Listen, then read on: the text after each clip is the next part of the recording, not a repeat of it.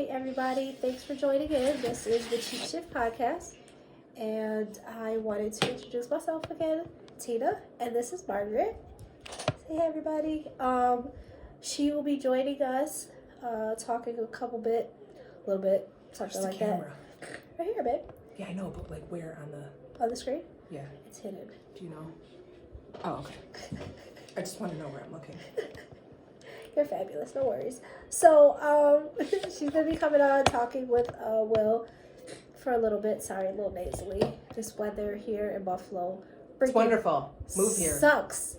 Wait 10 minutes and it'll change. It will be summer, winter, fall, spring, all in a day, right? Right. Like we literally just Sometimes had a blizzard. in an hour. Right, we just had a blizzard a couple weeks ago, and then later that week it was 50 degrees. And now it's sun shining. The sun is out right now, so if you have sinus issues, you're screwed. Right. So just stay where it's warm and dry. Right. Arizona, I miss you. West Coast, period, I miss you. So she's gonna be coming on talking about a bunch of different things. She is a business owner, yay her. Yay me. She does amazing meals. She's a caterer. She does everything but tacos. She hates tacos. Yeah, I can't do tacos. She said it's lazy food. Right. Which, I can see that because it kind of is. Like, I make tacos at like 2, 3 o'clock in the morning. When you don't feel like cooking, right? Right. Yeah. So, he's hungry. 2, 3 o'clock in the morning. All right, I'm going to throw make some tacos. Like, simple, easy peasy, right? Right. So, what do you want to say? What's good? Tacos are like the salads of the catering. Right. world. You just throw it together. Like, Yeah. no thought to it. It's literally the last thought of your mind. Right. If you mess up a taco, just quit. Like, there's no help for you. At all. Right. So that's what we're doing. She might even come on here and do some meals. Yeah. Do some I can do that. meals. That'd be great. You know what I think? Instead of us picking out a topic, I think we should make this an introductory thing. Oh. And then ask you guys what you want us to talk about. Like, what are some things that you want to know about? What are some things that you would want us to sort of go deeper into? Do you know what I mean? I do. Because, we could talk about what we want to talk about all day long. Right. But if people aren't interested in it, what's the point? You know what I'm saying? Like, let's see what they want to hear about. Right. Like, I don't know. Anything. Advice, stories. My drink. I'm sorry. Right, I no, need that's a drink. fine. Advice, stories, I don't know. Say that. Experiences, opinions. So, as a business owner, Mm-hmm. for you, what is your best advice for someone starting out? Stay true to yourself. You know what I mean? Because the more people that you bring in, the more people are going to have a say or try to have a say in your vision. Just have a really solid vision for your business, and don't stray from it, because then it's not going to be your passion or your vision anymore. It's somebody else's, or yours and somebody else's. Just make sure that what you want to happen is what actually happens. Okay. And what would you say to look out for?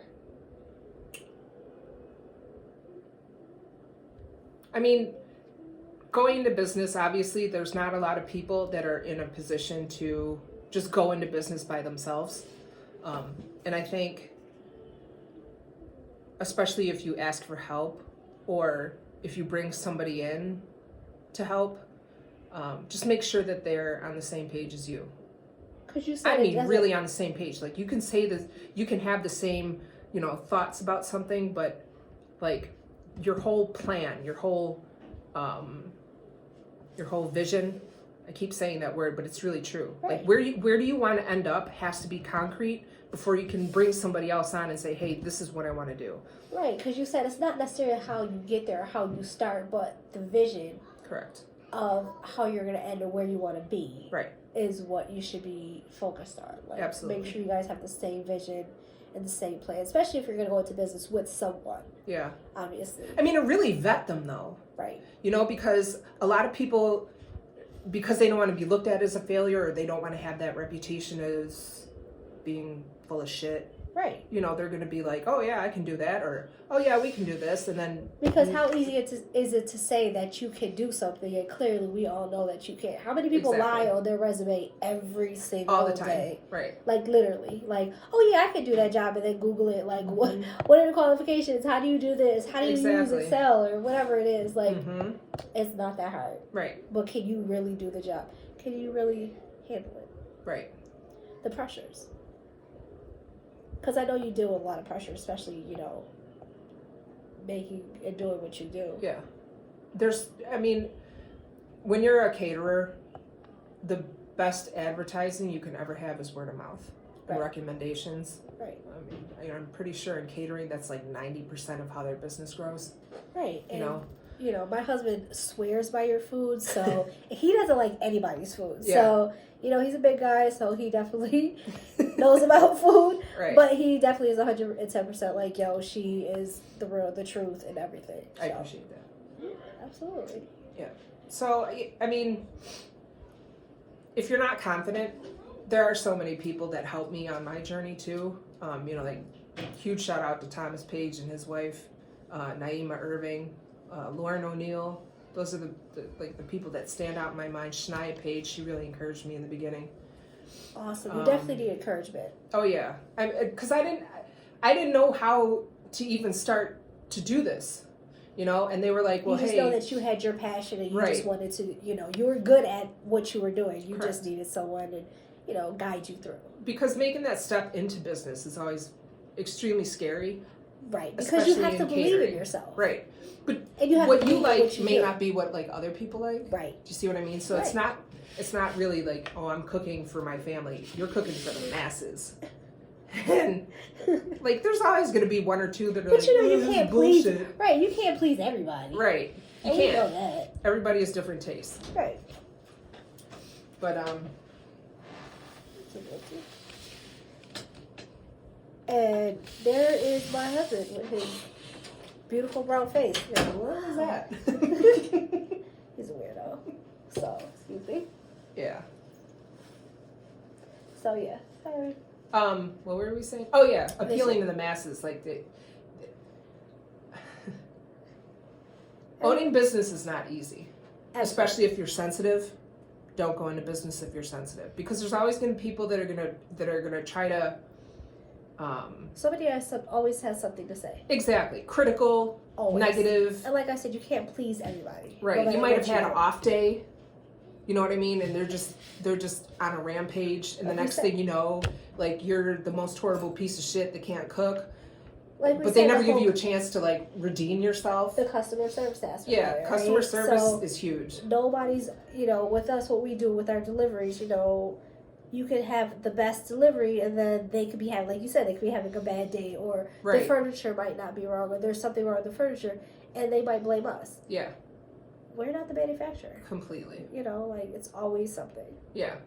But, you know, when you're the first line of defense between a product and a customer, right, you get it the worst. Right. Same thing, like, working in a restaurant.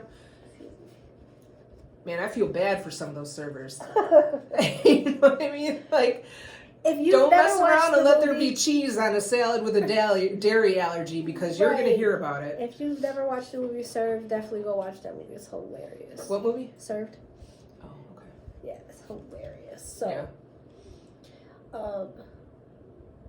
I just think that everybody, you know, you can't always please somebody, and there's always going to be those type of people. But you definitely have to believe in your brand. You have to believe in yourself. Right. You know. Consistency. Oh, my God. That's got to be, like, one of the biggest things. When I first started making dinners, I didn't really know, like, the correct way to prep and stuff. So I like, knew how to cook a dinner, but not lots of them. So I was doing everything to order. Right. Instead of, like, pre-cooking things or pre-plating things and then, like, keeping them at the correct temperature of, like, above 185. Right. Now, the pandemic obviously helped you, right? Or did it hurt you? Because the restaurants were closed. I'm going to say it helped. Entity. Because I definitely didn't feel like I lost customers. Right. If anything, I had more because when they were handing out that extra $600 a week, people were just like, "Oh, we're gonna have filet mignon every day this week." Right, and like I said, restaurants were closed, and Right. you know, independent contractors were making bank. Right, but you know what? That was sort of a blessing in disguise because For I think a lot of people tried things that they Us would not included. have necessarily tried before. That makes You know sense. what I mean? Like everything that I cook, I try to have like an Asian twist to. Like Korean fried chicken, there's nothing really special about Korean fried chicken. There is. It's like the sauce and the preparation. It's always I about guess the it, sauce. okay. There See? is, See? Always there about is- sauce. but it's essentially it's fried chicken. You know what I mean? But Can't go when wrong with fried people chicken. see Korean fried chicken, they're like, "Well, what is that? I don't know if I'm gonna like it." I know that accent. It's fried chicken, but people won't try it because you know there's the word Korean Korean in front of it, right? And they think there's gonna be like some whiskers or something. Sorry, that was my alarm. You said whiskers. So bad. You know what I'm saying? There's not whiskers. There's not whiskers. I'm just saying. Maybe feathers in front of the chicken. But No, I clean my chicken. I put mine in the sink with salt water. Yeah, so I think that was sort of a blessing in disguise when the pandemic hit and people were like, well, it looks good, I'll try it. And then they realized, you know, hey, this is really good. right. I think actually that's the first thing Will tried. Was it Korean chicken? Mm-hmm. Korean chicken and mac and cheese. And he was like, oh shit, this is mac and cheese. And I was like, yeah, what did you think it was going to be like? He was like, well, you know, clear people like mac and cheese. Oh God. Did he say clear people? You know what? That's. I don't think he said that. I think say, I said oh my that gosh. because I didn't want to say what he really said. Okay, all right. Well, then even still, my word. Right. Okay, all right. Right. But you know, a lot of people look at my face and they're like, "Oh, well, she can't make soul food." I'm used to it. Listen. One time I was delivering a Christmas dinner, and it was baked chicken, greens, mac and cheese, cornbread, and yams. Okay, so next Christmas, you're definitely gonna have to cater my house. Okay. Because we're not cooking. Just, You know how many next times I hear birthday, that? They're like, I'm not doing dishes. matter of fact, yeah, we're just gonna have to put you down. Like Okay. barbecues, it's Right. on her. Like Oh, I Oh, can look, barbecue. I'm just Korean letting you know, people can like, that's barbecue it. in their sleep. I'm telling you, that's what it's gonna do. Yeah. I remember when I was in Arizona, we had an amazing Korean restaurant. I was like, oh, okay, Yeah. Arizona, like you would think, but yeah. So a lot of Chinese food is like, it's a lot of fried food with sauce on it. Yeah. Japanese food is like a lot of raw food. I like fried food. Well, used to like fried food now. Kind You of know changed what? that. It depends on what's being fried. But Korean food is like a lot of, you know what it is? It's like struggle comfort food. No, I'm serious. The struggle is real in The every, struggle in is every real. culture. I'm telling It you. was like a lot of these dishes came about like when the Korean War started. Like we were talking about the goulash. Right. And there was Struggle, like, just getting shit out the pantry. there was no refrigeration. That's how kimchi started. Okay. Right.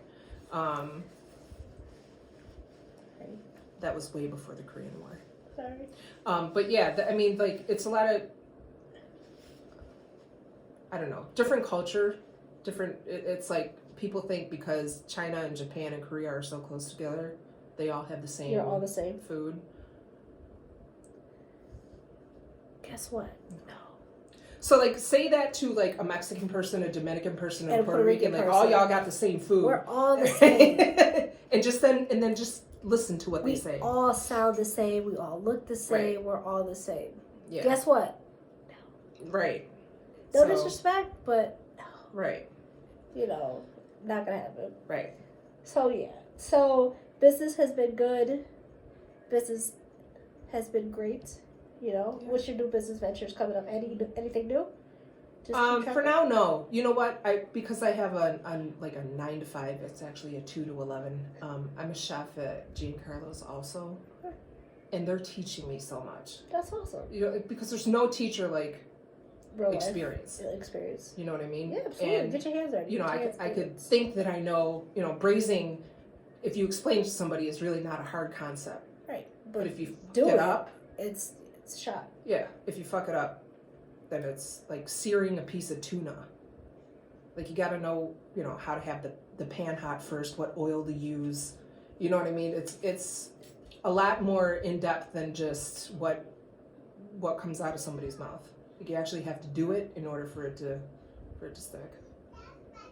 So I mean, that's what I'm learning right now. That's awesome. It's like everything from scratch, the correct way to execute and store, and it's just invaluable. I love it. I love those customers. And I'm getting paid to do it. See? Like, that's the awesomest thing. That's the Like, best thing when you get to go, when you like to go to your, I don't want to call it work, but when you get to go to work. I mean, some days it's work. Yeah. You know, as with any job. But you some enjoy days it's doing just what like, you're oh, doing. I don't want to go to work. But when I get there, I'm, you know. But that's actually like the process of getting up, getting out of bed, but you actually enjoy doing what you're doing. Absolutely. So that's no problem there. Yeah. The trade-off is like, you have a shit family life. So, if you're thinking about being a chef, just don't have a family. They just have to be understanding. Yeah. You know, and just It's challenging. Just bring them doggy bags home. They'll understand. Right. Right? Like so all the leftovers. Right, all the leftovers will be all right. So, yeah. So, definitely, like I said, tune in. Her and Will will be coming on soon. Cheat Shift Podcast. Margaret, thank you for talking with me, spending a little time. I know you're very, very busy lady. She's actually going to be doing some meals tonight. So we will be, hopefully, maybe, no pressure, tasting some food on the show sometime soon later, maybe. Oh yeah. No We pressure. Make that happen. No pressure. But yeah, tune in. We'd love to see you again. Absolutely, for sure. Yeah. Yeah. Absolutely. All right. Bye, you guys.